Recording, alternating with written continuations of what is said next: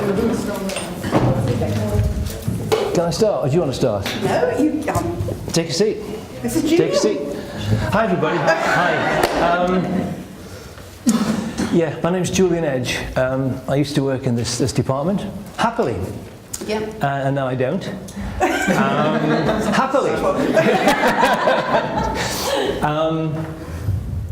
I retired a couple of years back, and the work that I want us to look at this morning, called Cooperative Development, is the work that meant most to me during the whole of my working life, in fact, and still means a lot to me. And I'm still really happy to work in this area with teachers in various parts of the world. I'm just back from India, in fact, where we did some good stuff, I think. And that's the work I'd like to do with you today. We've got 2 hours. Time's passing. It's not very much. So 3 things before we go any further. I'm not going to spend any more time telling you about me, because that would take up time that I don't think we can spend better. I'm afraid I'm not going to invest time I'd like to in learning your names for the same reason, as we've only got these 2 hours together. Hope you'll forgive me for that. As far as I know, there are no fire alarm practices scheduled for today, so if the bells go off, we shall proceed rapidly but in regular fashion down the stairs. The nearest toilets are out the door, turn right, along to the end of the corridor and turn left, should they be required. And other than that, I think we can move into phase 2. Are we okay? Yeah? Smart. I'd like to ask you to extend some trust for at least the first half of the morning. You can withdraw it as time passes if you wish. But rather than spend time explaining things before we do any work, I'd like to ask you to do some tasks, to carry out some bits of work. And then afterwards we'll see, well, you know, what did we get out of that, and talk about it. I'd like to work that way around, if that's okay. Some of these tasks may involve you in saying things that you regard as personal. I mean, they won't necessarily do so, but you might find yourself led to say things that you regard as personal. So we'd need to work with the understanding that anything said in this room stays in this room, in terms of confidentiality. Okay?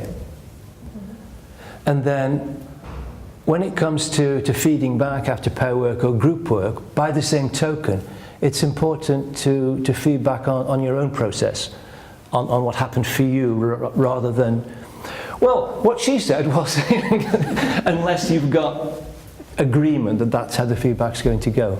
So they're just regular sort of, house rules in terms of confidentiality and respect. Okay. How's the arithmetic, by the way? 2, 4, 6, 8, 10, 12, 14, 15. I know Slaouti has emailed us that she's unwell. Does anybody looking around the room? We've got some missing bodies. What I'd like to do first is a quick pair work activity. But we'll start off with an individual thought. What time of year is it? Oh, what are you thinking about at the moment? Are you thinking about dissertations yet? Yeah, is that going on? Okay, forget that.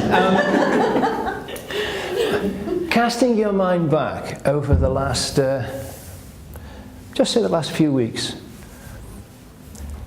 what's the most interesting thing you've heard as far as the work's concerned, or the most interesting thing that you've read, or the most interesting sort of idea that you've had? Just one thought, one idea, one article you've read,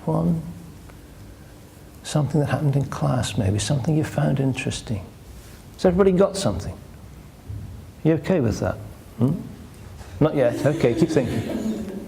You can cast your mind back to last year as well if you like. Okay. Oh, sort of okay with that? Okay, then in pairs, so you two, would you join and listen in? I will. In fact, yeah, keep an eye on them. Okay. If you're on this side of the pair, what I'd like you to do is to tell your partner what that idea or that thought or that article was that you read that you found interesting and why you found it interesting. That's the task. Is that okay? Yeah? If you're on this side of the pair, what I'd like you to do is just to listen very carefully, to pay attention to what this person's telling you and to show that you're paying attention. So they feel well listened to. I don't want you to say anything, just or whatever you do to make somebody feel well listened to, but make sure you do listen carefully to what they're telling you. And I'm going to ask the speaker to speak for 1 minute.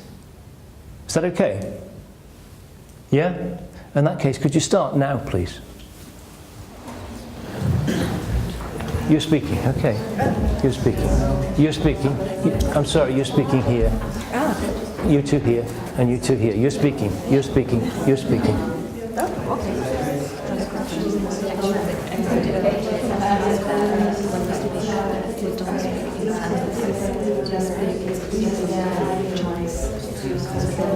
Just listen. Just listen. Look at him.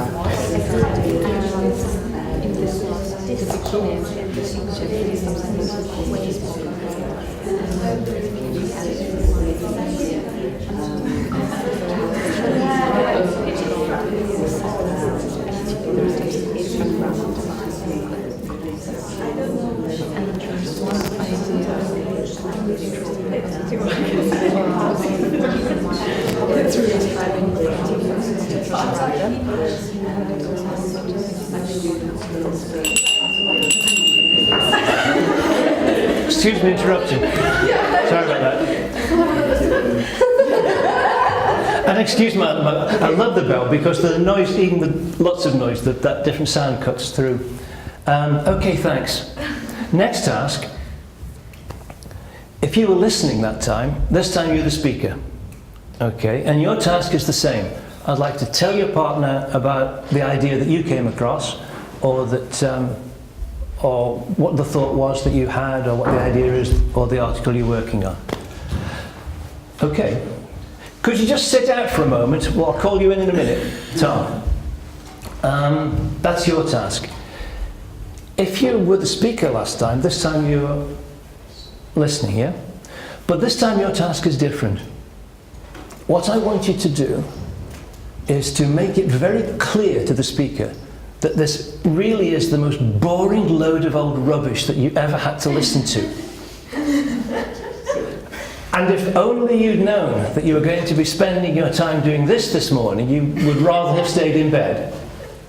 Because this really is very, very tedious and you have lots of other more important things to do. Is the task clear? Yeah. But the speaker speaks about him or herself, about the interesting thing, not what we heard about. That's right. That's right. I wanted to speak about your own interesting idea that you've had or you've read about. And the other person is going to signal to you how boring that is. Are you ready? Ask you to do that, please, for 1 minute, starting now.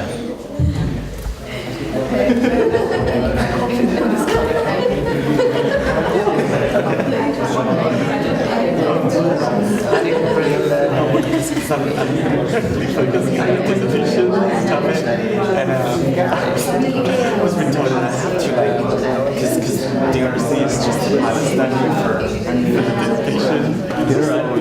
I'm just maybe allowed to interview one or except two students. Don't listen to her. See what you think. Check your notes. Between them. Check your notes. Based on the numbers that interviews are. So just one or two, and I already told me like 10,000.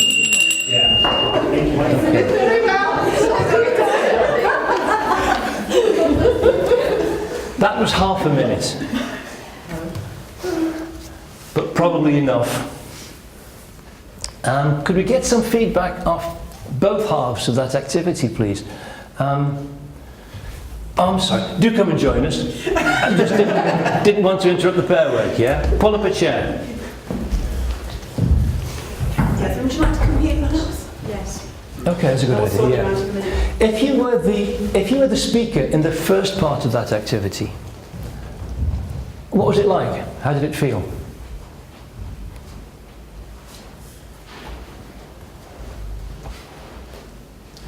Actually, it was quite difficult because the interesting thing that I was speaking about was something that I didn't fully understand myself. So Right.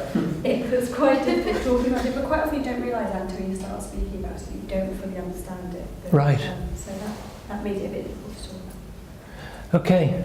And did you find as you spoke about it that it got any easier or? Yeah, as I went along, I think, but it also made me realise what bits I didn't. Right. And what was the effect of? He looked puzzled. I didn't take it in the same audio, so she was actually trying to explain that she didn't know also herself. All right. He looked puzzled. Any more comments from the speaker the first time? What it felt like? We had a mix-up about where we were in the pairs, Yes. and I thought I was going to be paired with Abdullah, and therefore that I was going to listen and not speak. So when I found out I was going to be speaking to Margarita, it was a sort of, oh, well, I've got to remember my subject again, and Yes. I've got to try and get some sort of order Yeah. to it. And it just came out as sort of a verbal diarrhea. And did she have any effect on you, the way she was? It was difficult there wasn't enough feedback for me to feel confident about exploring the idea myself, yeah. Okay. She was looking at me and she was listening. I think I got the impression she was listening because she was told to listen, but there wasn't any recognition that she really understood what I was explaining. All right. And one comment methodologically, notice that even in a small group like this, it's worth putting the attention into making sure that people know which pair they're working in before they start. And I didn't. Yeah. So even in a small group like this, when I said you two and you two and you two and you two and you two, it still didn't work. It's always worth putting the effort in. Any more comments from the speaker the first time? For me, it felt great. It felt great. Okay. Because there was something interesting that I read yesterday, and I was just very eager to tell it. So I don't know about the feedback because I was just very concentrated on telling what I know. Okay. And then in the end of my speech, I was like, okay, but I need to consider feedbacks. So I need to say, so what? And I was trying, and I started to thinking very quickly, like I need to explain why it was important for somebody else, not only for me. All right. And did you feel well listened to? Yeah. Yeah? Okay. Thanks. For you it was great. Any more from one more speaker the first time? Maybe. I had the feeling that when I was speaking, especially at the beginning, like I was giving Abdullah not enough information. And I could when he was looking at me, it's like he was saying, but I don't understand. I could really tell his face. And then I started giving more details, and because it was also about an article I had read, so I was trying to talk about it as if someone should have read it. So then he was like, what is it about? Can you give more details? Although he didn't say it, but I could sense that he was telling me, please give me more details, and then I started. The minute actually ended before I could finish.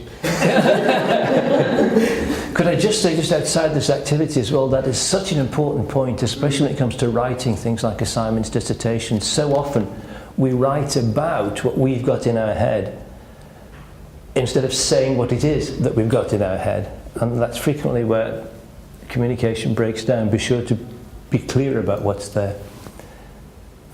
Okay, thanks. Could we go on to the speaker the second time? What did that feel like? If you were the speaker in the second activity? It was very difficult to get them sit across when somebody who was not paying attention or just looking at you. Yeah. It reminded me of a couple of classes that I had in the past. And then you had to struggle and try to get the message across. Okay, it's difficult to keep going. Yes, Yeah. because you don't see the point. When you see that the other person's not interested, I think that naturally what we do is to change topics, try to find somebody to engage with the other person. Right, thank you. Yeah. Any other comment from a speaker the second time? I did not speak at all because my partner simply ignored me. I just gave up. You gave up, you stopped, right. I didn't see the point of it. No point to it, really. Thank you. Anybody else, any other speaker in the second activity, what that felt like? Yeah, Uni was good at listening actually, but because I knew that she wasn't really supposed to be listening, it was difficult to develop, even though it was a topic I've been wanting to talk about, it was difficult to develop my own ideas, and I didn't get anything out of it either because I didn't see the point in really going into that because I knew she wasn't listening, I knew she wasn't interested, so talking didn't help me and obviously didn't help her, so it was a pointless exchange really. Okay, thank you. Thanks. So you're there, right? Okay. Let me pull that feedback from the first activity together and say one or two other things which other people have reported. If you find I'm saying things that you don't recognise at all, then please do say so. People who were the speaker the first time tend to report that feels great, feels very good. They get a chance to talk about something that interests them. And also, as they speak, they find themselves encouraged to carry on. Also, because they are being well listened to, they get this feeling of being well valued in themselves. They feel better about themselves. They get the idea, hey, things that I say are worth listening to. It's worth carrying on with this. This person's paying attention to me. Even in an artificial little activity like this one, where everybody knew what the rules and the instructions were, people still report this feeling that, yeah, it felt good and I felt I was worth listening to. And some people report that as they start to speak and talk more, then it also helps them take their own thinking forward. So they're not only saying what they already knew, they're actually developing their thinking as they talk. Whereas the speaker the second time tends to report that it was impossible to actually say anything, or it was impossible to develop their ideas. It's as though the fact of not being listened to actually gets in the way not only of speaking but of thinking as well. So that the being ignored, the not being respected, the not being well listened to has an effect on the person's ability to develop their thinking. And those reports come back on a regular basis. And the general point I want to draw out of it, out of that small activity, is the incredible power of the listener over the speaker. The way that you listen to somebody, the way that you pay attention to them, can have quite a powerful effect on how they feel about themselves, how worthwhile they feel their ideas are, and their ability to develop those ideas through talking and being understood. And that's the general point I want to bring out of that first activity. Anybody want to make any comment on that?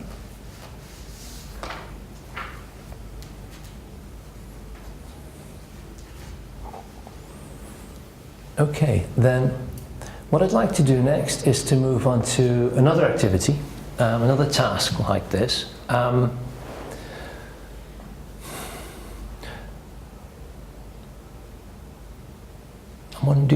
don't really need a piece of paper, I don't think. I mean, you can remember 5 points, can't you? You don't really need a piece of paper. We've looked so far in brief at the power of the listener, or the understander, I want to call that, people, by paying attention to the speaker, by making them feel well listened to. And the listener or the understander can actually do more to support the speaker as well. They can show how well they've actually understood what the speaker is saying, how well they've understood that person's ideas. And they can do that by reflecting back to them what they've understood the speaker to have said. And that's going to be the next task that we look at. But before we get there, I'm going to tell you a story. And in this story, there are 5 people. There's a young woman called Lima. There's Lima's father. There's a lecturer at the college that Lima goes to. There is a personal tutor of Lima's at the college that she goes to. And there is an older man, a widower, whose wife has died, who comes in at the end of the story. Those are the 5 characters. Do you need to write them down, or can you remember them? Are you ready then? Lima. Lima. Father. Lecturer. Personal tutor. And the widower. Okay, right. I'm going to tell you the story. And at the end of the story, I want you to decide which of these people do I find it easiest to sympathize with? Which one of these people do I think, yes, I feel some empathy for that person, I understand that person best. And I want you to put number 1 by that person's name. Okay? And then you go number 2, number 3, number 4, number 5. Number 5 is the person you have least sympathy with. Number 5 is the person you really disapprove of. Is the task clear? Yes. Yeah? Okay. One more thing. If you are writing these things down, then it's this kind of task. Yeah? It has to be yours only, nobody else's. So it's... Okay, then this is the story. You want a piece of paper? Get yourself prepared.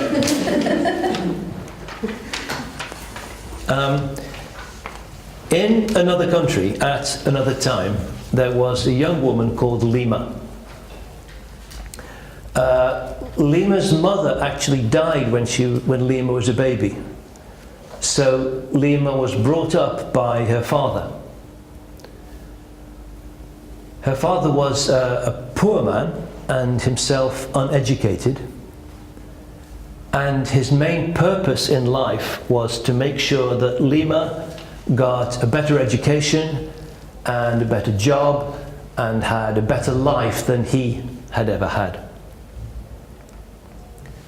So when Lima graduated from secondary school and got a place at college, he was a very, very proud, very happy man. At college, Lima had a very good time. Unfortunately, she did very little work.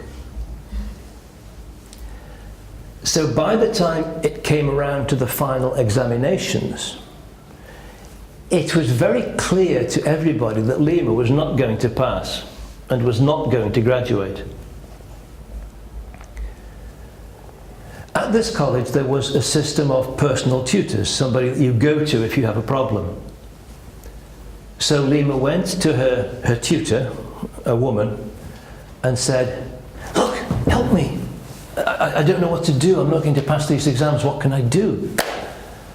And the tutor said to her, "Look, Lima, for 3 years I've been telling you you're not doing enough work. This isn't going to be any good. It's too late now. There's nothing to be done." So Lima went to talk to one of her lecturers and said, "What can I possibly do? What can I do?" And he said that perhaps he would be able to let Lima see the final examination papers before the exam, as long as she agreed to go to bed with him. So she did, and he did, and Lima passed the exam. Unfortunately, she also became pregnant. And when her father discovered this, he said, As far as he was concerned, he did not have a daughter anymore, and he put her out of the house and said he didn't want to see her again. At this point in her life, Lima met a much older man who was a widower, who had 3 children from his first marriage. And he said he would be prepared to marry Lima and accept her child as his, as long as she gave up these silly ideas about working for a living and agreed to stay at home and look after the children.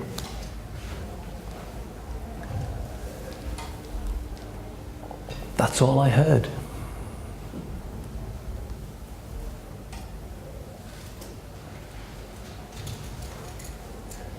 The task is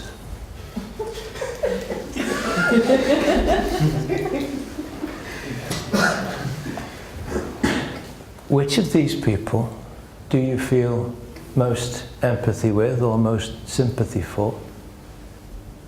Which of these people do you feel least empathy with or sympathy for? You number them from number 1, most, to number 5 least, and you don't talk about it.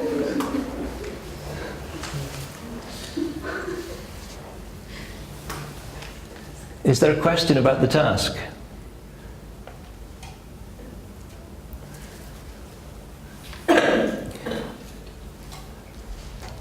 Okay, what I'd like to do next, how many are we now? 2, 4, 6, 8, 10, 12, 14, 16. You're observing again. You're right. I'm fine. Thanks. What I'd like you to do is this. I'd like you to be in pairs again, and go and sit somewhere in the room where you've got a bit of space around you. I would invite you to work with somebody you don't usually work with, if that's a possible description, yeah? Maybe there's somebody you don't work with as much as other people you're used to working with. Work with somebody you don't usually work with. I suggest that we share the men around, you know, so that so that there are bound to be 2 women working together, but we don't have 2 men working together. Okay. Could you please get yourself into pairs around the room, and then I'll tell you what the task is.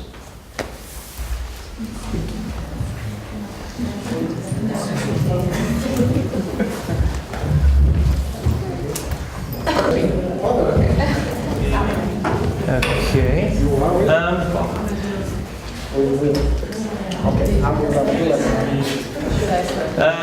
I don't want that to happen. I'm sorry. Could you help me? I don't want these 2 guys together. Felix and Abdullah, that's it. Split you I'll up. take one. Will you go down the back? Lovely. You're a trooper. Again, do you want to go down the back? Make some use of the space here, so you get some bit more.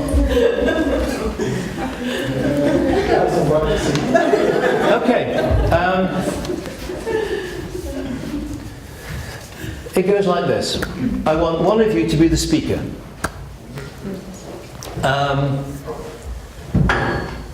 The speaker's task is to say, this is the sequence I put these people in. This is my number 1, the person I found it easiest to sympathise with. This is my number 2, my number 3, my number 4, my number 5, for these reasons. Is that okay? Yes. Yeah, that's the speaker's task. Tell what sequence you put them in and what your reasons are. The understander's task is once again to listen very carefully, make the person feel well listened to, and give absolutely no indication whether or not you agree. Your job is not to agree, your job is not to disagree, your job is to accept and understand what the other person is telling you. Yeah? Giving no signs of agreement or disagreement. In order to show that you have understood, I want you then to repeat back to the speaker what they've told you. Okay, so this is the person you put number 1 for this reason. This is the person you put number 2 for this reason. Number 3, number 4, number 5. Have I understood you properly? That's your task. So that when we've finished, the speaker feels that you've understood them properly, understood their sequence and understood their reasoning. And they have no idea whether or not you agree or disagree. That's a lot of instruction. Is that okay? Yes. Okay. Well, one more thing. If you find it's all too much to remember, you can interrupt at any time. So after 2, you might say, okay, just a minute. Let me see if I've understood the first 2 properly. That's number 1. That's number 2. Is that correct? And obviously, as speaker, if what you hear reflected back to you is not what you said, then you can correct it again. Or if you want to say a little bit more, you can. But at the end of this, and that'll be in 10 minutes' time, then the speaker, I hope, will feel well understood and will not know what the understander thinks. Okay. Now, you know what it's like with pair work. Some people will finish in 2 minutes and some people would like the rest of the morning. I mean, it's always like that, yeah. But in 10 minutes, I'll pull us all back together. If you find that you've finished this task, before we come back together, talk about what was it like to be the speaker, what was it like to be the understander, but do not exchange opinions about the story. Okay. Any questions? Then please. I really got like 1 minute to think about it. I would like to say, I would like to give the most sympathy for Lima's father,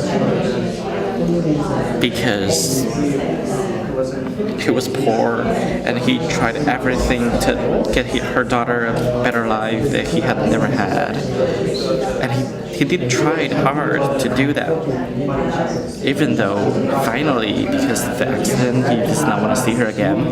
But I think he has done everything he can do for her, so I will give most sympathy for Lima's father.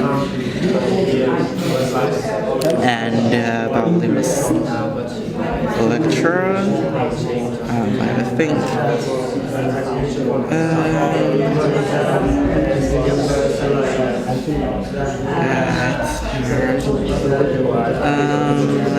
I would like to give the least sympathy to the Lima's personal lecturer. The personal tutor? Yeah, the personal tutor, personal lecturer.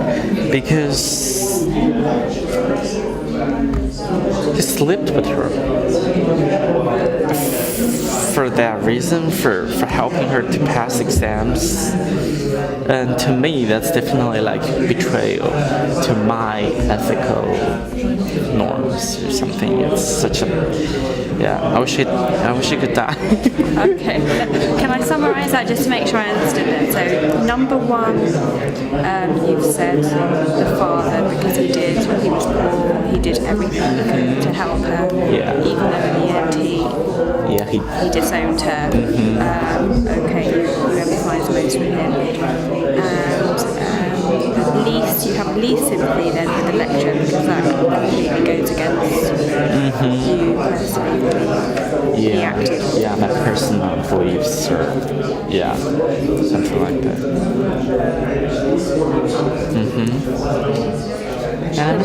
Am I supposed to go on to give? Got to put them all in. Okay. 2, 3, 4. I would also like to give high honor to Lima's lecturer, just the lecturer of the tutor. Oh, sorry. So I said number 5 was the lecturer. The person. You said number 5 was the personal tutor. Yeah, Sorry, I misunderstood the that. personal lecturer, Right. not the. Okay. So I would like to give. Sorry, can you just repeat your reasons for the personal tutor then? Because I think I've misunderstood that. Why number 5 for the personal tutor? Is that right? Did I misunderstood the story? I think because the lecturer is the one that slept with her. Is that who you mean? Do you mean the personal tutor? The personal tutor is the one that said. No, that's not. So I can't help you. I misunderstood the story. Okay, so I mean. So is it the lecturer for number 5? Yes, the lecturer, and the personal lecturer, I would like to say give the second most sympathy. Okay. For him. Have you started reflecting back on what you've understood? Not the lecturer, the tutor, because despite the fact that he or she saw that it was really progress, can you reflect back what you've understood so far? Tell him what he's told you so far.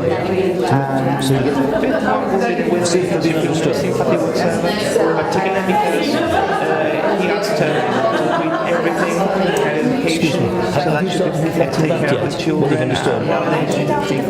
Okay, fine. Excellent. You have understood. Okay, so first it would be then Lima's father, then the lecturer, then Lima herself, then the tutor, and then the miss. Have you finished all? Okay, just talk a bit about what it was like to be the one or the other. Okay. Yeah? Thank you. So we've been talking about. Did you feel understood? Not surprised? So what did you feel like? Did you feel understood? Oh yeah. So when I spoke and when you interrupt halfway Did she understand you?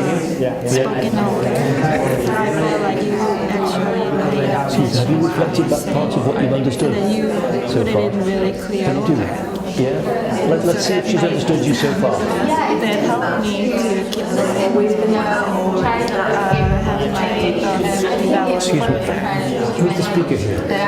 Have you reflected back what you've understood so far? As the listener was, Okay, thank you. basically I was trying to listen very carefully to what you were saying because I needed to put things in order, and I usually have problems with my short-term memory, so I really need to be constantly focused on what you were saying. We're discussing so that's why it was easy to keep track of all of the facts. Probably one of the things that I missed was in Lima when there were two characteristics and I only kept one, then you reinforced the other one. Yeah, we're about the fact that she might have had to sleep with a lecturer because she had no other choice to pass.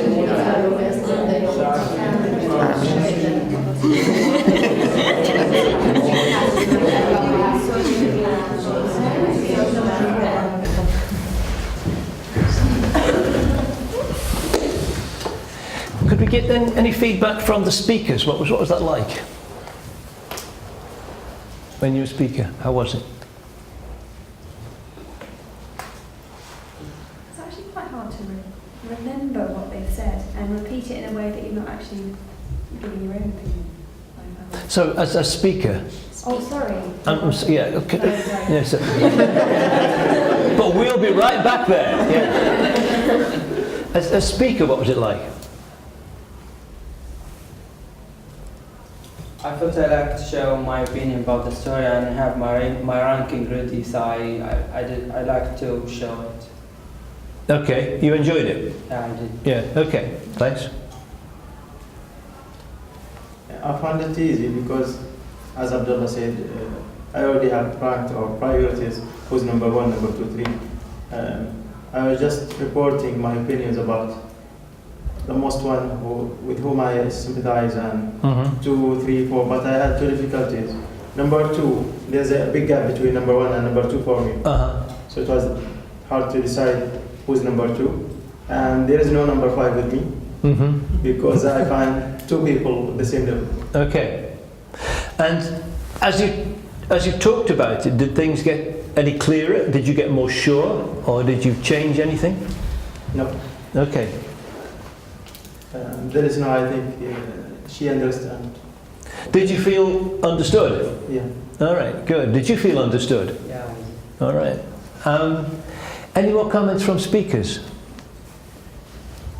I did not totally enjoy it because I feel like I was being pushed to think about the story because I'm still kind of in process of what the story is like. And just right after I speak, the camera just, you know. Okay,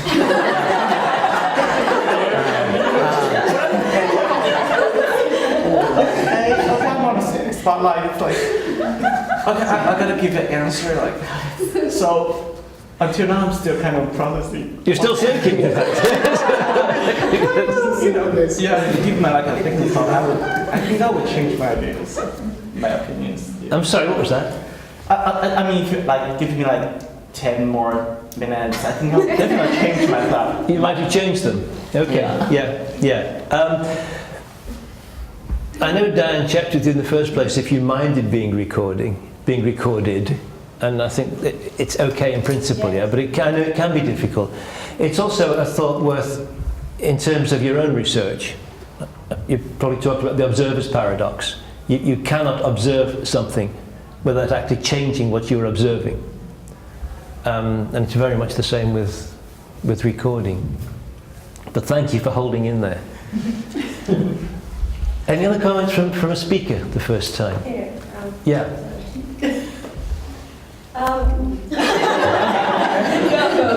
Go. I found it a little bit difficult because this is my own opinion, and as I was speaking, I kind of felt like I have to convince the listener, and then I didn't see any, any reaction. Just no. Mm-hmm. That was the only reaction myself. So it was a little bit. Makes it difficult, yes. And then in the end, did you feel understood? Oh yes. Yes? Okay, thanks. And how did that feel? It felt great. Okay, thank you. How do you sing? Thank you. I felt quite confused because I did change my numbers a couple of times, and I felt that as Edith said, I needed to convince my listener, and then I felt that I was confused again, and then I saw her face and she was confused with me, and then I understood. I got the feeling that she was understanding what I was saying, but then I don't know. I just felt confused, and I wanted to change my numbers again, and then I was like, I don't know. It was hard. Thank you. If I forget, can you remind me about confusion in a few minutes' time? I want to say something else about that. Thank you. Can we go to the understanders then? What was it like to be an understander? How was that? I was listening. Yeah, quite hard not to respond to your own opinion. Yeah. And to just not show anything on your face or anything. Yeah. Quite hard. Yeah. Even when I was summarising, I felt at one point that I was saying more what I thought than actually what John was saying. Did you feel understood? Yes. Totally. I mean, Daniel actually said much more than that, as I said. We were still processing what the story is about. Because, like, yeah, you know, like, I give her kind of less information than she gives me. Right.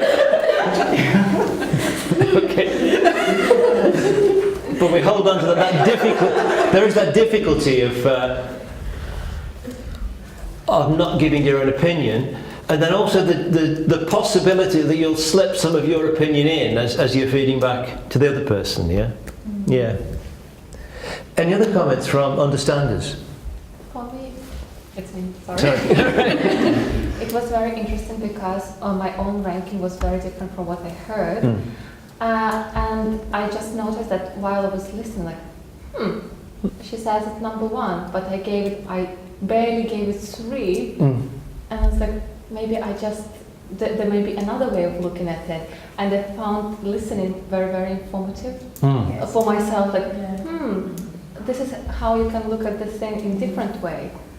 So if you can put aside the evaluation, there's also a possibility to learn from a different perspective. Yeah. So I ranked this person very low on the basis of my own values and my own thinking. Yeah. And it's like, but you can look at this in this way, and I've never thought about it before I heard the speaker. Thanks. Thanks.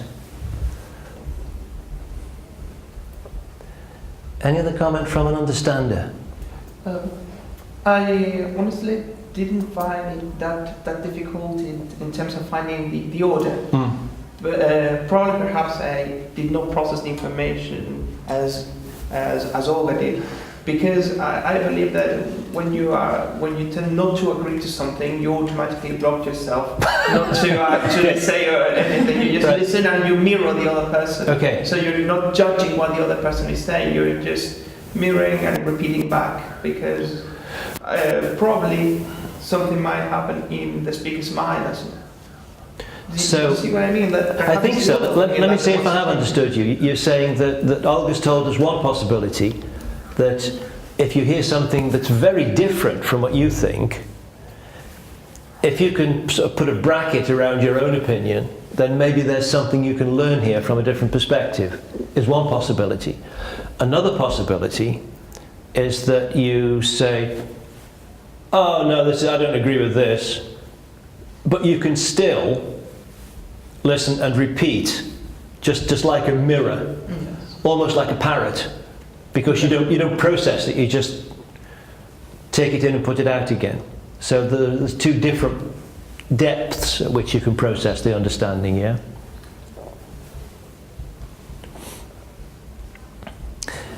Yes, please. I was understanding. Yeah. And while listening, actually it was very interesting for me to listen to other understanders. What I did while listening is, I think most I did deduction about this personality of the speaker. Because what he said, the speaker, I think it's reflecting to his own personality, how he is putting his sympathy, his empathy, and how is he judging these people. And I think it can say a lot about his inner feelings and relationships with other people and to the situations like this. So you were spending some of your energy on analysing the person that you were listening to, as well as understanding what they were saying. Right, because it reflects to what is valuable for the speaker. Yes, indeed. And then you can understand why the speaker puts this list. Thanks. Okay, we've got. Out of that feedback, I'd like to pick out two difficulties that arise.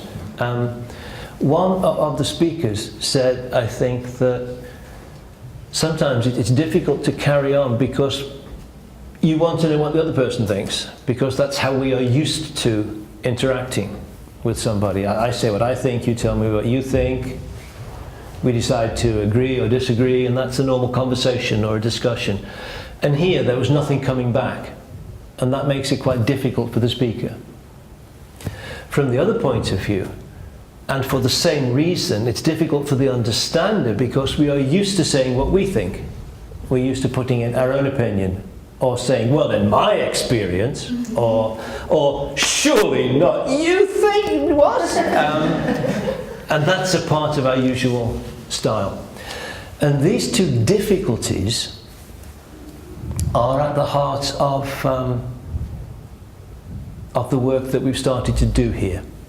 Because as well as being difficulties, once we get past them, they become the strengths of the approach.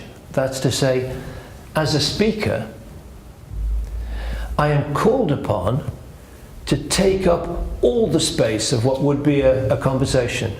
The other person will not tell me what they think. They will not tell me about their experience. They will not tell me what their opinions are or their ideas are. They will continue to understand me while I try to take my own thinking forward. And that's the pressure on the speaker.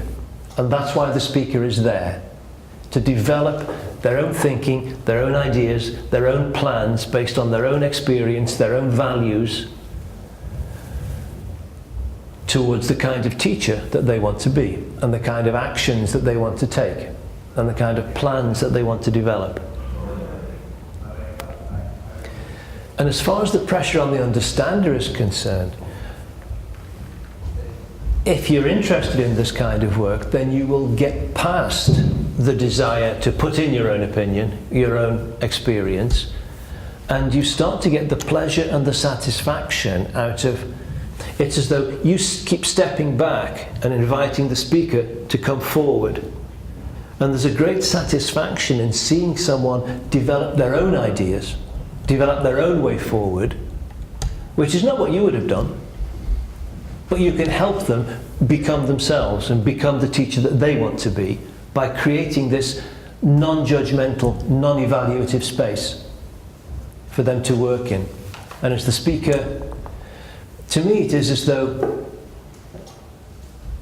if you take just let me throw a metaphor at you. In physics, people talk about energy and matter. Yeah, there is energy, and sometimes it transforms into matter, and matter transforms back into energy. For me, it's like that with thought and language, as though we have the energy of thought. And if we transform the energy of thought into the matter of language and we put it out there, and then the speaker takes that matter of language and shows it back to us again and says, okay, you said this, you think this is your idea. It gives us a chance to see that thought, to hear it again, and that gives us a chance to put that matter of language back into our thinking and give us more energy. So by not putting in their own opinions, it is as though the understander is helping us develop our own energy and our own thinking through the use of language. I enjoy that metaphor. I'm never sure how helpful it is to other people, but I really like it. I'd like to do a little bit of talk and then take a break. Okay. I'd like to give you a handout and talk a bit about what we've just done and where it fits into the overall scheme, and then we'll take a short break. So.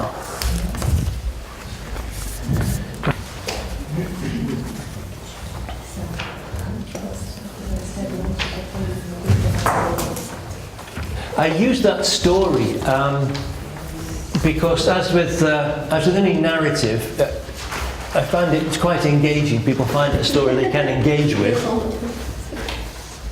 and it also means that everyone has the same amount of information about what the situation is, and they bring to it their own backgrounds, their own values, their own thoughts. I have seen every character in that story as number 1 for somebody, and every character in that story as number 5 for somebody. That's how it plays. I call this work cooperative development. The idea is of the teacher as a professional and a person working on their self-development, but doing so in cooperation with a colleague. So the speaker is working on their own self-development, the understander is there to facilitate that. I think we are used to the idea, this is the first line, learning. We learn through our intellect. We learn through hearing things, through reading things. Intellectually we learn, it's one way of learning. We also learn through experience. And that's a different way of learning, and we know things differently depending on how we've learnt them. I know, for example, in a sense, the physics of why that bell makes that noise when I ring it, because I learnt about it intellectually. I know what it means to be called daddy, and I learnt it experientially, and I learnt those two things very differently, and I hold them in different places inside me. One of the great curses of teacher education, I think, is the split between the intellectual and the experiential. The split between, here's the theory, go out and apply it. There's this nonsensical idea that there is theory which needs to be applied, is the curse of teacher education. Intellectual learning and practical learning. You learn this at college, then you go to school and it's not like that at all. Or you go to school and the teachers say, Don't you come here with your fancy theories. This is how we do things here. The split between theory and practice, I think, is one of the curses of teaching. We could perhaps talk about that more later. But certainly we learn intellectually, we learn experientially, and there's another way of learning. That's to say, we learn by articulating our thoughts. We learn by expressing our ideas. We don't just say what is already finished in our heads. We actually develop what's in our heads by expressing it. And it's that form of learning which this work tries to encourage. And it's that form of learning, I think, which is particularly helpful to teachers because it takes us beyond theory and practice. It takes us into developing our own ideas through our own thoughts, from our own experience, so that we bring together our experience and our talk.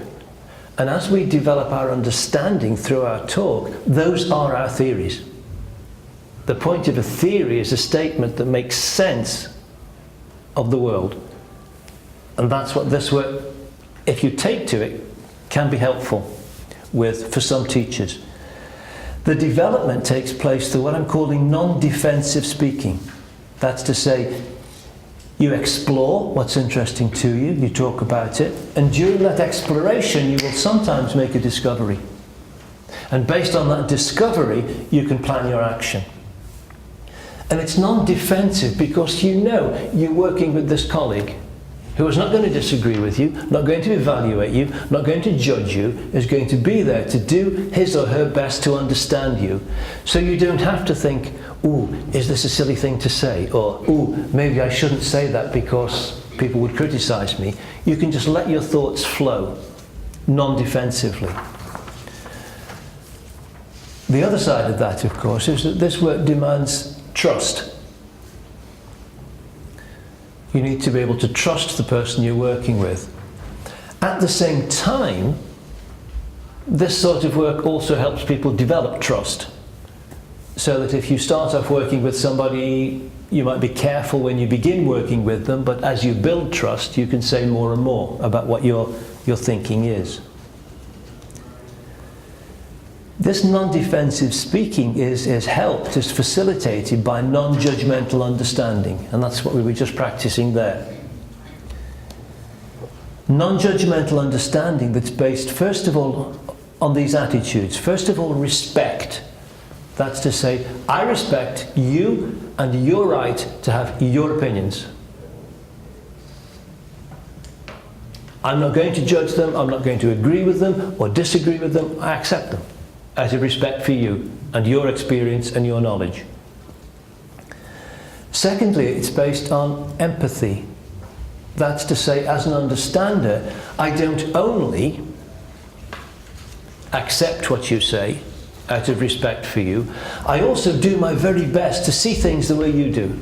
I try to see things from your perspective, not from mine. And it's based on sincerity in the sense that this really is me respecting you. This really is me trying to empathize with your position. I'm not putting on a show. I'm not pretending to do those things. I'm not waiting and thinking, oh, that's what she thinks. Well, I'll let her go on a little bit longer and then I'll ask her a clever question and then she'll see where she's going wrong. I'm sincerely not doing that. So those are the attitudes involved, and there are a certain number of skills. First of all, attending with my eyes and my face and my body and my gesture, and altogether being there and listening to you as well as I possibly can and paying attention, which we had a little taste of in the first activity. Then secondly, reflecting, where you say, okay, let me see if I've got this right.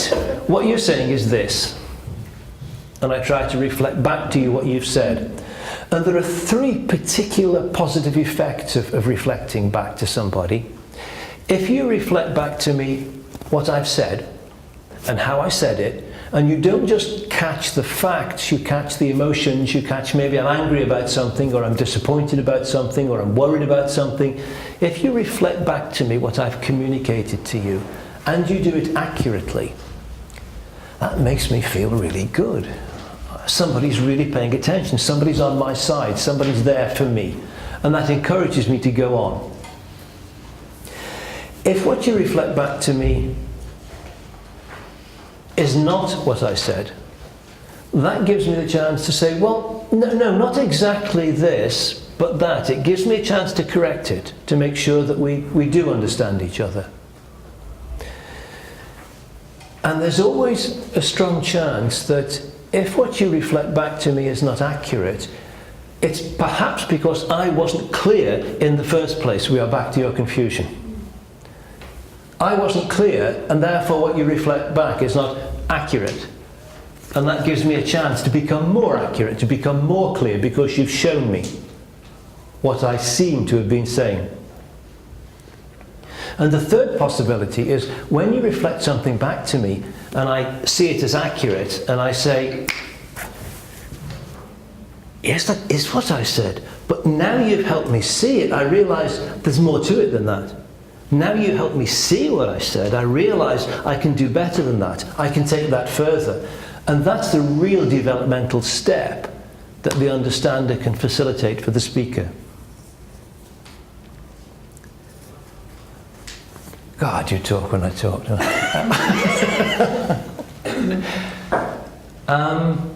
That's where we've got to so far as I'm concerned. Would anybody like to comment on where we've got to as far as you're concerned? How are you feeling at the moment? Does that seem clear? Any questions, any comments?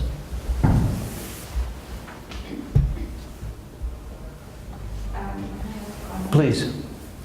I wasn't the speaker, but I thought if I was a speaker, I would probably be worrying about what the listener would be judging me according to what I say.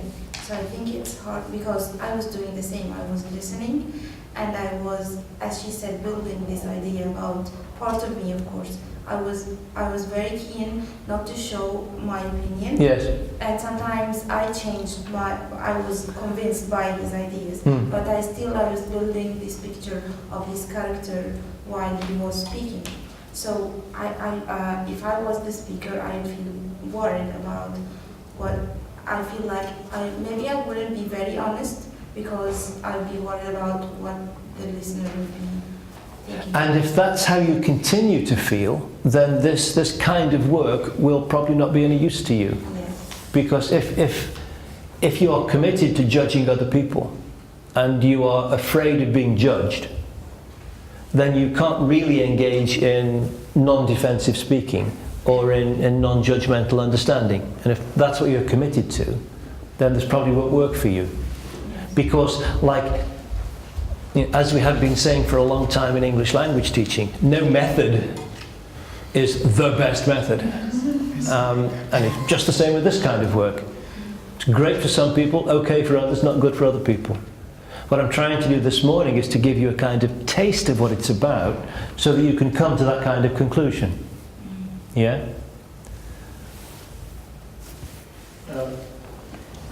From what you've just said, I have the feeling like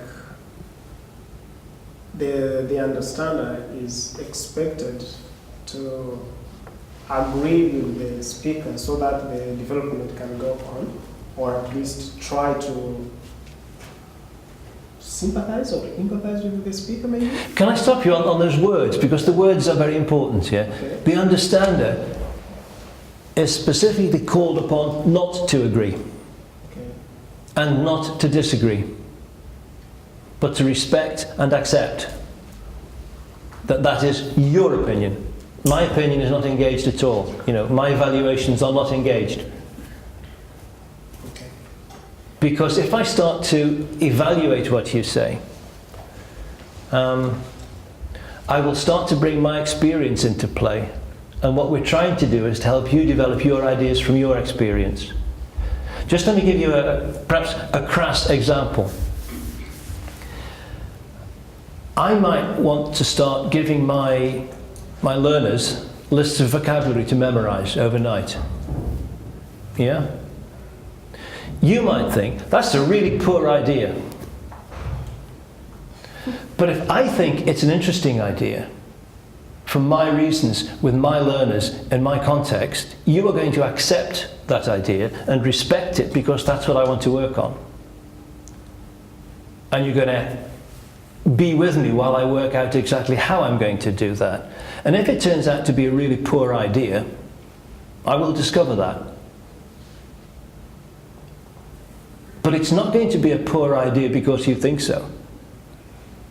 Because until I have my experience and I've taken my ideas forward and I've tried things out to see how they work for me, what I'm asking for is respect to do that.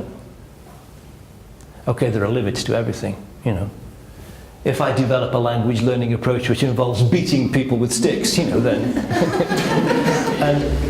and of course there are limits to everything, because if you find you're working with your speaker and you cannot accept or respect what the speaker is saying, then you say, you know, this isn't working for me, I can't do this anymore. Because you can't. If you can't, you can't. You don't have to accept any you know, any nonsense that people... But in my experience, teachers do not talk nonsense. Teachers talk out of their experience. They talk out of their feeling for their learners. They talk out of their desire to do well by their students. And that's what one is called upon to respect. I have something. Yeah. So, if you decide to engage in this kind of relationship with someone, yeah, there, I'm sure, at some point, you want to get a coffee. Yeah. And you talk about, so what do you really think? Yeah. Right? Yeah. If you have that kind of relationship with the person. Good question. Yeah. So when does that when does that engagement stop, and when can you, or is it up to the person? Or? Yeah. Well, one thing I would say, as a part of a working agreement, is certainly delay that. Because I've talked about exploring an idea and maybe making a discovery for yourself. That discovery might not come during the session that you have. It might come, you know, an hour later, 2 hours later, the next day. So I would say, delay that, but you're quite right. Sometime later you might say, you know that idea I had about teaching vocabulary, what did you really think? Yeah, that happens too. And that's an individual thing to work out.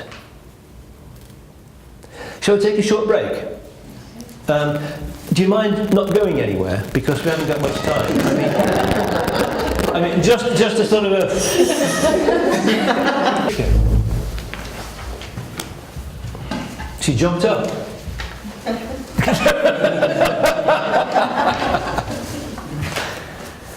Is it about what we think about all this, or what is? No, any topic of yours that you might want to work on. It would be the, you know, sort of the real thing. We'll just wait a little longer and see if anybody really wants to, but you know. But if you don't want to, that's okay too. I have a question about the distribution of video. Where will it go? No, I'm absolutely serious. I have personal reasons for wanting to know that. Well, it's also the case that if anybody wants to do an individual one of these things but doesn't want it videoed, we could ask Peter to stop for a bit. If Remember I that's... explained last week when I asked if anybody objected, it was to video to enable the distance students in Blackboard to be able to experience Julian in the way they were experiencing Julian. And that's it. Okay, I have a question. Yeah? We always assume that the teachers want to do better and they want to engage and they want the best for the students. Just before we go any further, sorry.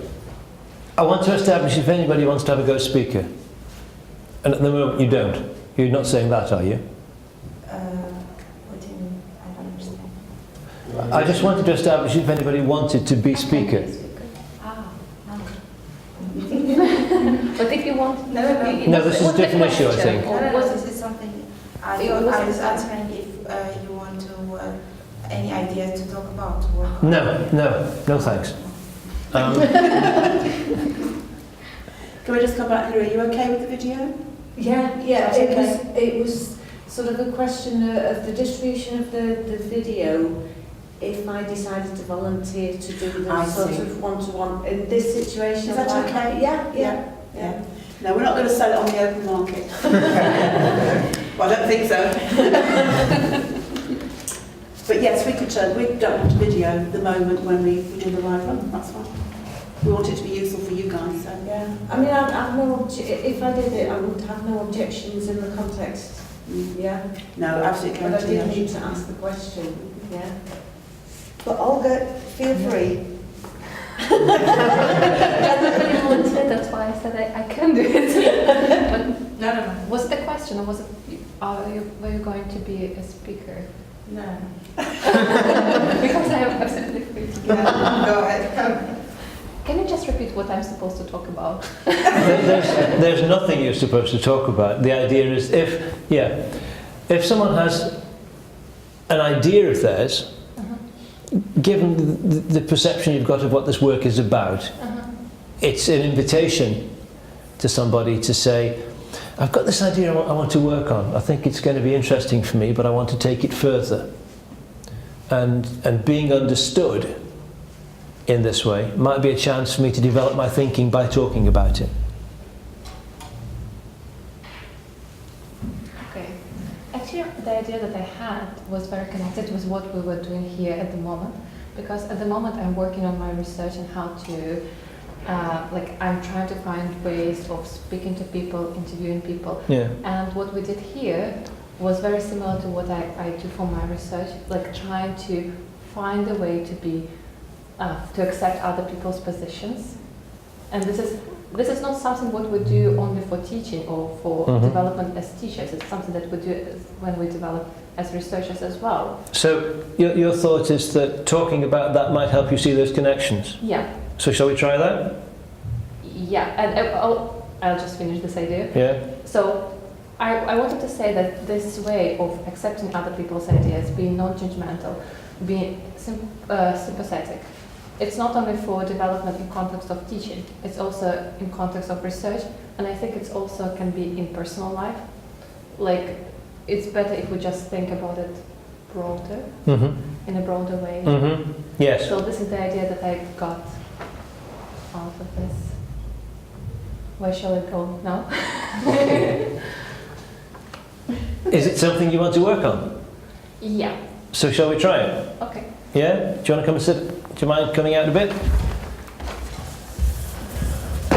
Bring a chair. No, have a seat. And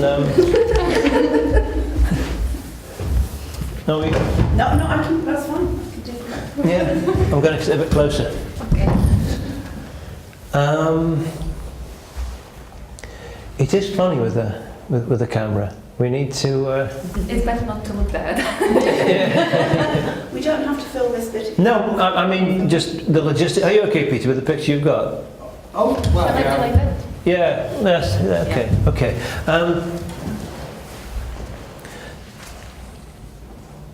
Yeah. What I just heard is that the work we've been doing this morning and being non-judgmental and trying to empathise with other people's points of view, there are two issues for you here. One is that this is quite similar to the kind of work you're doing for your research. And another point is that you think it's important to see this work not as being specifically about teacher development, but it's a much broader concept, and it can be used in your everyday life. It can be used in other ways too, and it's important to see it more broadly. Yeah, thinking about it more broadly, I think this is something very important in any intercultural communication. From my personal experience, like when I was back in Belarus, just in my own culture, just in my own social status, all of other people thought in the same way as me, and it was very easy to communicate with other people. But then when I moved abroad and I started to meet other people, I think there was a kind of a time when it was like if other people think in this way, here's my position and what you think is wrong, like if you don't think the same way. And when it was some time ago, it's not something new. There was a time when it's just changed, and like these people are coming from different places. Right. These people have their own experience, they have their own values, and seeing people as people first, accepting their position, looking from their point of view, and I think it helped me to start being able to communicate with other people much better, to understand them better, and I started learning a lot from them. And it's not like me, the right. These people are the right, and there's so much interesting going on. Right, I can learn. right. And this is so, it's important for language teaching, because language teaching is always in intercultural context. It's important for any intercultural communication, including research as well. Right, so you started off because you're in a common context with other people. Yeah. It was easy to understand. And then when you met people from other places, the original, your first response is to judge them as right or wrong, depending on where you're coming from. And you know, not exactly where you're coming from, just not even thinking that you're coming from a different place. I know the right. Right. Okay, you don't have to think of where you're coming from, because that's given, that's the place. Yeah. Everything else is different. Yeah, everything what is different is just, it doesn't exist. You're not living in the right You don't way. think of yourself as, I'm in one place, they're in another. You think, I am the center. You assume that the whole world sees the world in the same way as you see. And if they do something differently, it's just because they misunderstood the world. Right. Yeah. And then moving into another position, looking from that other point of view, you just start to see that the world is very plural. And you said that's when you start to see people as fully rounded people who come along with exactly the same right to their opinions and their differences and their values as you bring. And that's when you start to get this relative sense. And I think from that time, first I started to learn a lot for everything, because it was the same idea going with me, and I was just rejecting everything what was coming. And the moment that I started to accept and think, and I started questioning myself, where the most ideas started to come. Right. So it's that acceptance that's actually opened you up to a lot more learning. Yeah. Because you can accept that this whole person will have good reason for believing this or doing that or thinking the other, and maybe there's something I can learn from that. Yes.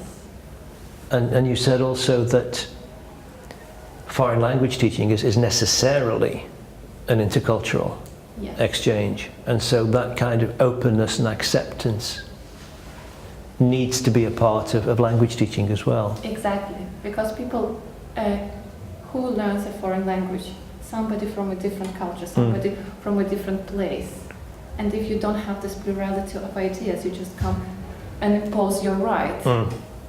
And when you do in such way, there is no that respect, that acceptance of these people who are with you, and you can't build actual good.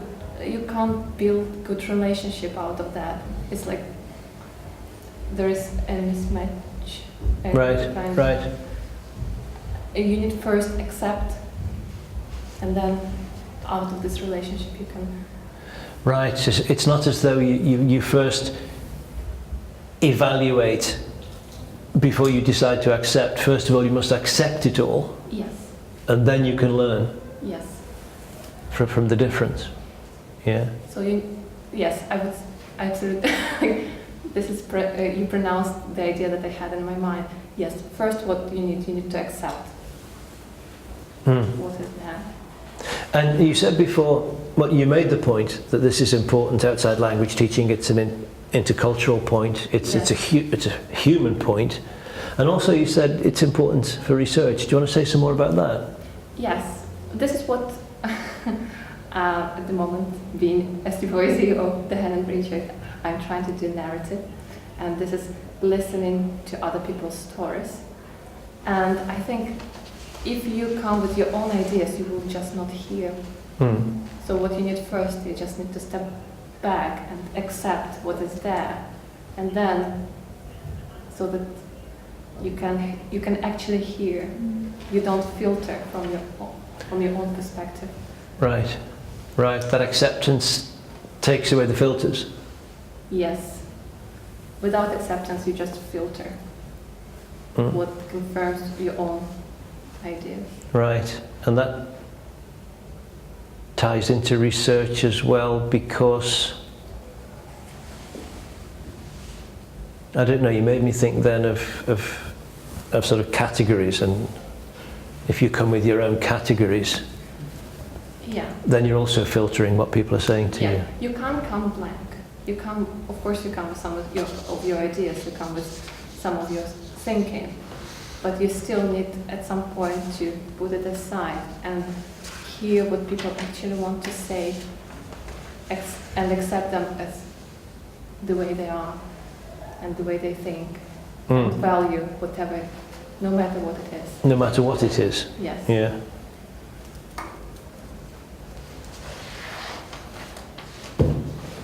Shall we stop there? I don't think that there is anything more for me to say. Yeah. It seems to me that I'm just returning to the same point. It feels to me that we've clarified that point, yeah? Yeah. Shall we leave it there? Yeah. Yeah? Thank you. Thanks. Thank you. Thank you.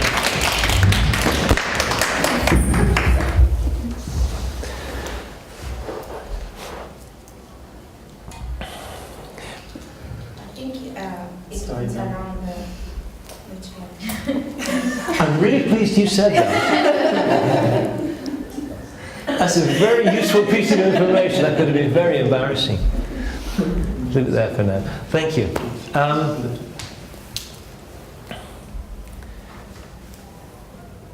It's usually down to the speaker to say, okay, I'll leave it there. Yeah, let's stop now. But I think that the feeling was that we got to a point of clarification that wasn't going here.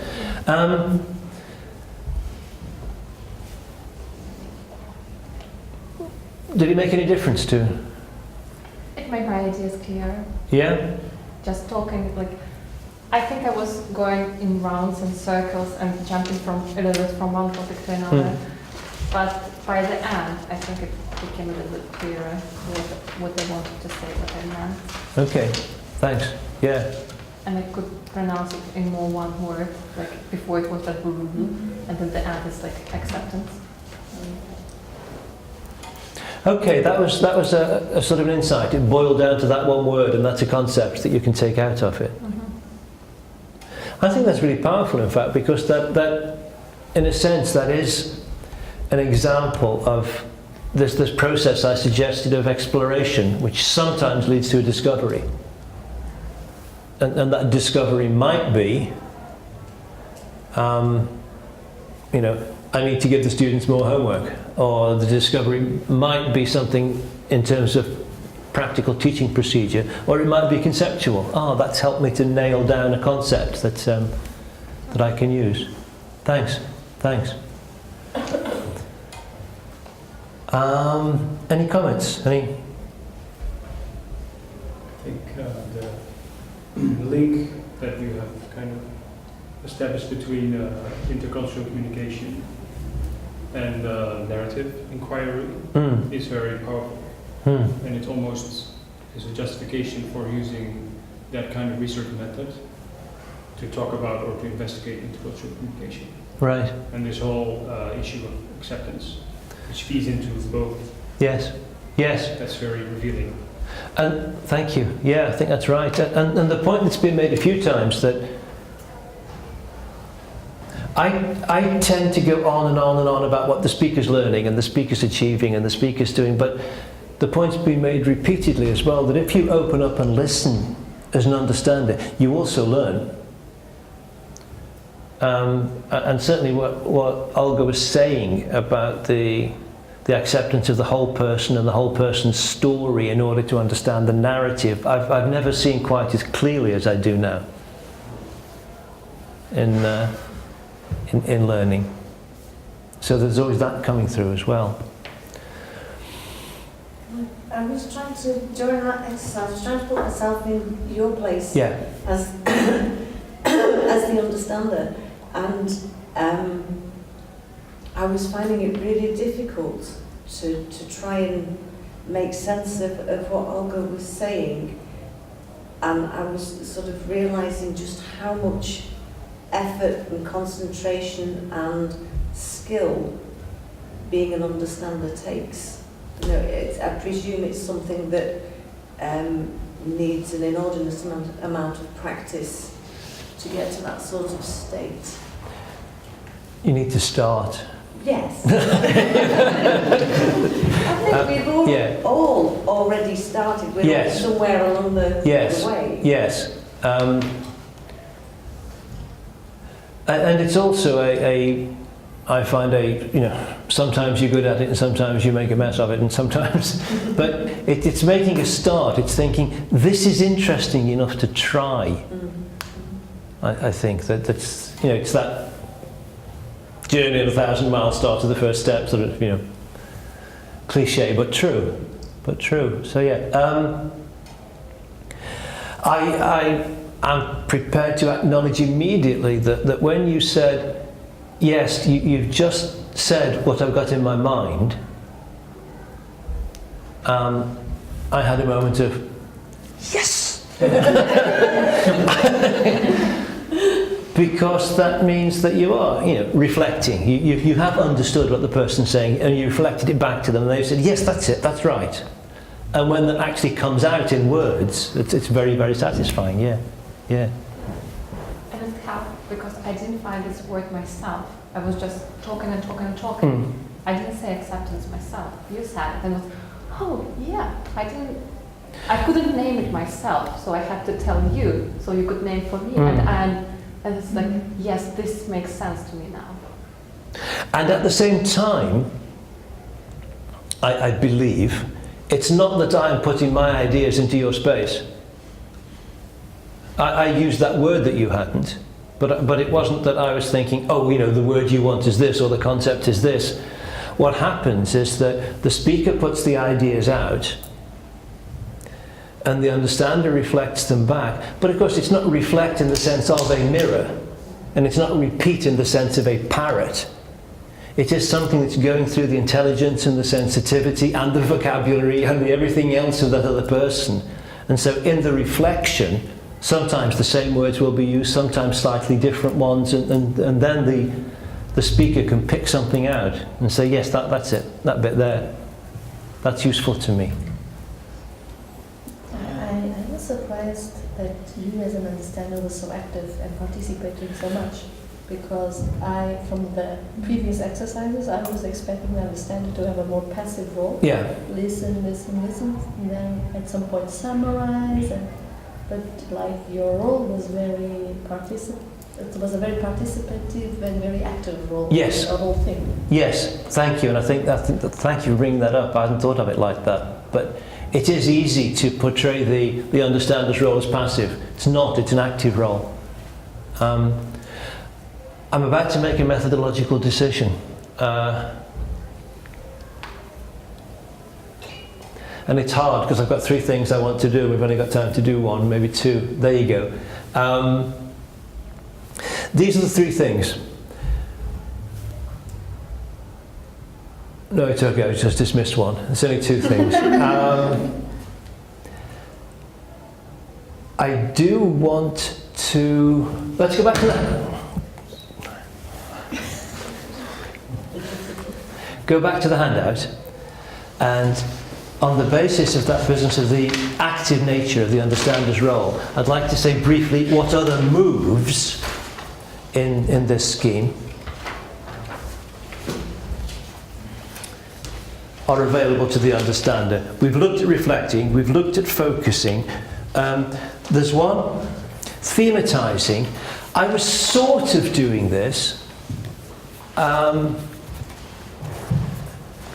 because I was playing backwards and forwards between what the speaker had told me about this work in teaching, this work in cross-cultural work, this in research, and inviting her to talk about these links in case they were useful. And in a sense, that's sort of thematizing. I hear you saying this, and earlier you were saying that. Is that right? Are these ideas connected at all? And sometimes that can help the speakers see connections that they hadn't seen before. That wasn't the case here, but sometimes it does happen like that. And then there's another side to that, what I've called challenging. That's to say, I hear you saying this at this point, and I'm not sure how that fits in with what you said before. When I heard you say that. Let me give you a very brief example. I remember once being the speaker when I said, I think that teaching is essentially a question of supporting learning. So any way I think the students learn, that's what I want to support. And then a bit later, I said, what's driving me crazy is that I find the students in the evening, this was in a residential college, walking up and down the corridors going, and memorizing all this stuff. And it's not what I want them to be doing. And my understander said, a while ago, I think you said, whatever the students find useful for their learning is what you want to support. And now you say, it drives you crazy that they're memorizing. How do these two things fit together? So the understander wasn't challenging me with her opinions. She was challenging me to be coherent. How can you say this now and you said that then? How do these two things fit together? So that's a perfectly valid and useful move for the understander to make. Because, we are all large, we all contain multitudes, and sometimes those multitudes are incoherent and we don't notice how we contradict ourselves. So if you think the speaker's doing that, you can point it out.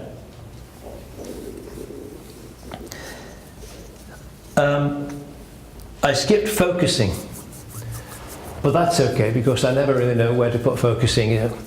Sorry, another thing, this list of skills we're looking at now, they are in this sequence simply because it's language, and language is sequential. One thing has to come after the other. You can't have it all at the same time. That's what language is like. So this isn't meant to suggest first you do this, and then you do that, and then you do the other. These skills can be used at any time, not in any given sequence. Focusing is, in this example, if I'd said to Olga, okay, you've talked a bit about intercultural understanding, and you've talked a bit about teaching, and you've talked a bit about research, and you've talked a bit about this sort of attitudes in everyday life. Is there any one of those that you want to focus on now? Because there's an underlying, I would say expectation, some people would say prejudice.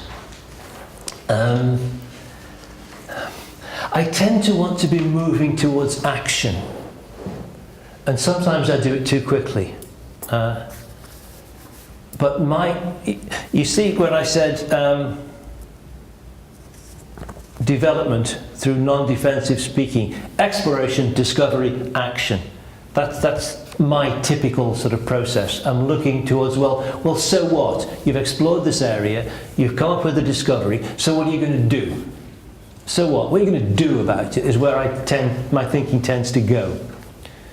And so focusing is how the understander can help the speaker not just talk in general terms about lots of topics, but to bring it down to a focus. Because talk can be general, action is always specific.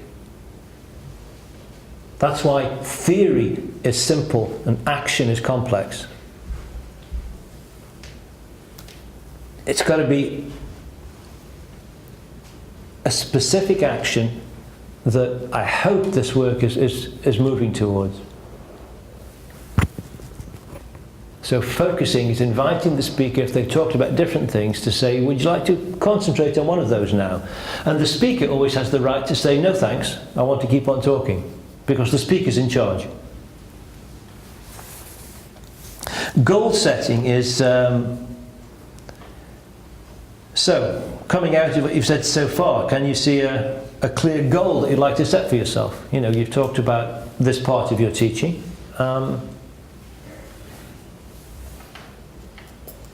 What is the goal? And the goal might be, well, okay, I realise that the students don't do the homework because I'm not very clear when I set it, and so there's always some sort of confusion at the end of the class, and half of them have done it when they come and half of them have done something else, and that spoils the next lesson. My goal is to make sure I'm very clear about how I set my homework. That might be the goal the teacher works out for herself. And trialing is when the understander says, okay, if that's the goal, do you want to work on how you're going to do that? I mean, what is it that you're going to change? What's going to be different then? For the speaker to work on what he or she is actually going to do. And then planning. By planning, I mean when we step out of the speaker-understander relationship and arrange when we're going to meet again. Because this work works best if it's regular, if it's something you take on for a while, you get used to doing it, you see if it works for you, and if it does, you keep it going.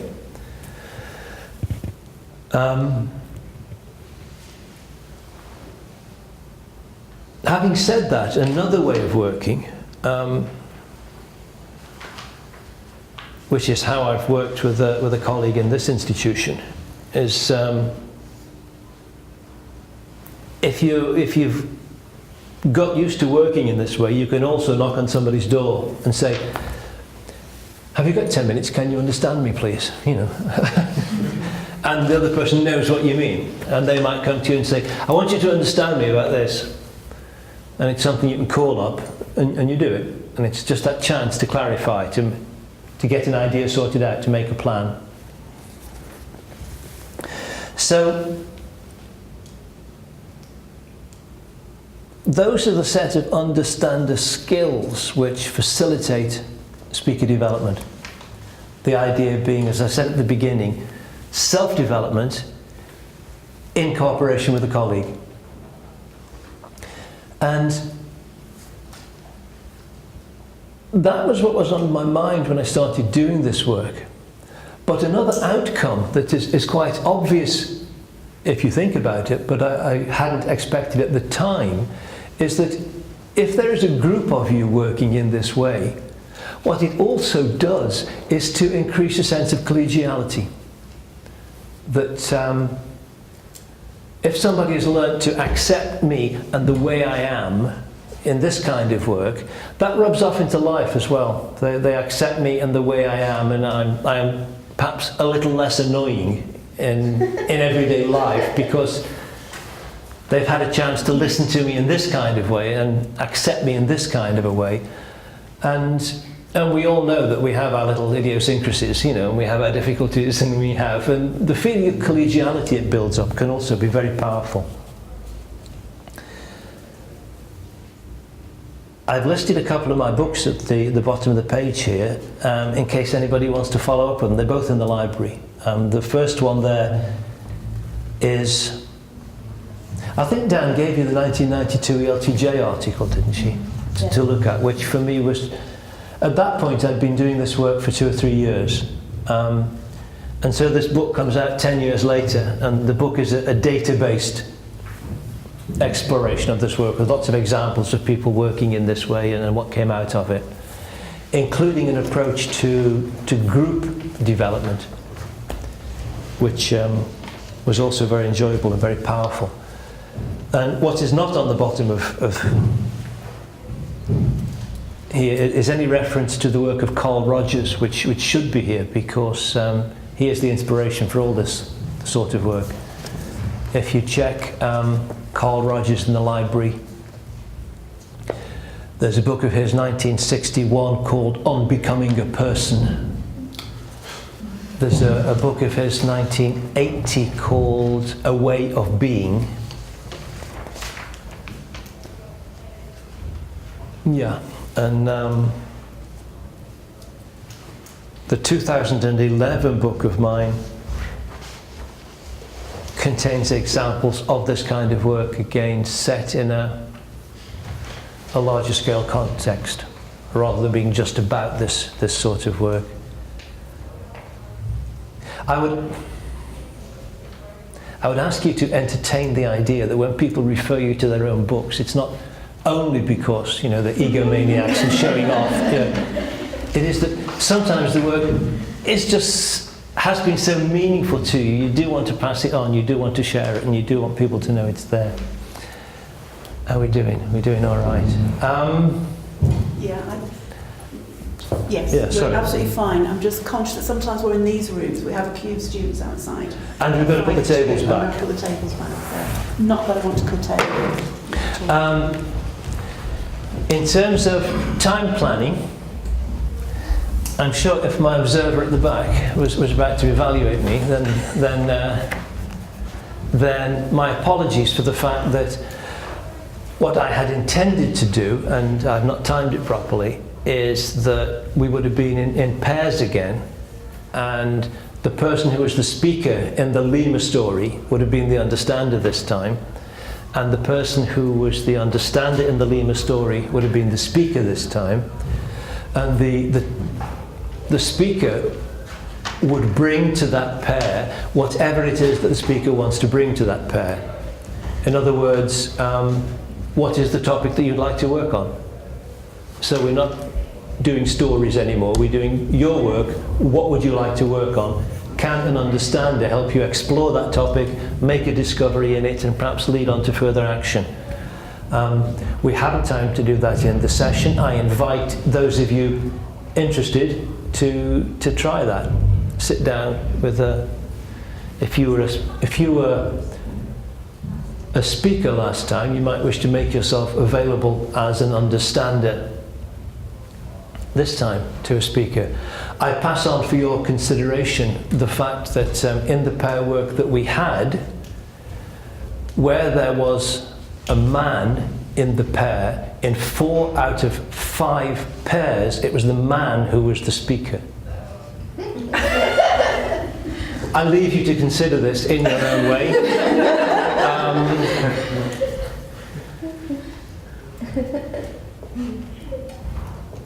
In fact, frequently when I run these workshops, I say, and just for the sake of it, let the man be the understander. On this occasion, I didn't do that because I thought we were going to have this other chance. And so, anyway, we're getting close. Let me give you a copy of this. This is just another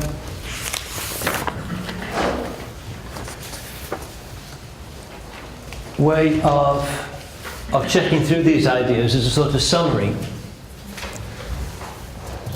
This is, it's just 50 lines of cooperative development dialogue and commentary on it.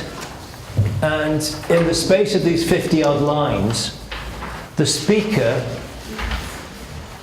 makes a discovery which can be the basis for classroom action, makes another discovery about himself more generally as a teacher, and makes another discovery about how much more use he could make of the... okay, that's what I looked like then. Sorry, that's a problem. So you're sitting in a circle.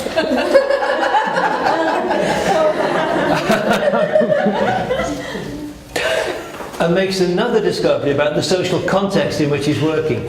And so, although it's not always like that, this is a genuine example, arising in fact from work being done by somebody on a different MA at another place, at another time, who was using this approach and continues to use it. So we stopped, isn't it? Just to add on to that as well, we have had a number of students at dissertation stage who have explored cooperative development very specifically as part of their dissertation. So if anybody is interested, I can pass on some of those names and very recent ones that you were supervising just before you finished. Super. Right? Yeah. And we've had some very, very good. Yes. I can think of a couple, for example. In fact, a couple are in the Blackboard space, in the digitization space. You've got some PDF files. There are a couple on with cooperative development at their sort of heart, if you like, if you have a look there. The titles make it obvious as well. And they're in Blackboard because they're examples of good dissertations. So if anyone wants to explore it through that, you know, from the teacher's eyes of, you know, colleagues of yours, your predecessors, they're there. One final comment. Remember, this work is between peers. It's between people of an equal status. It's not a form of teacher education. It's not a form of teacher training. It's work between colleagues, between peers, working on their own self-development. I really enjoyed coming in here, working with you this morning. Thank you very much. I hope you get some stuff out of this, and if it's really not for you, just forget about it.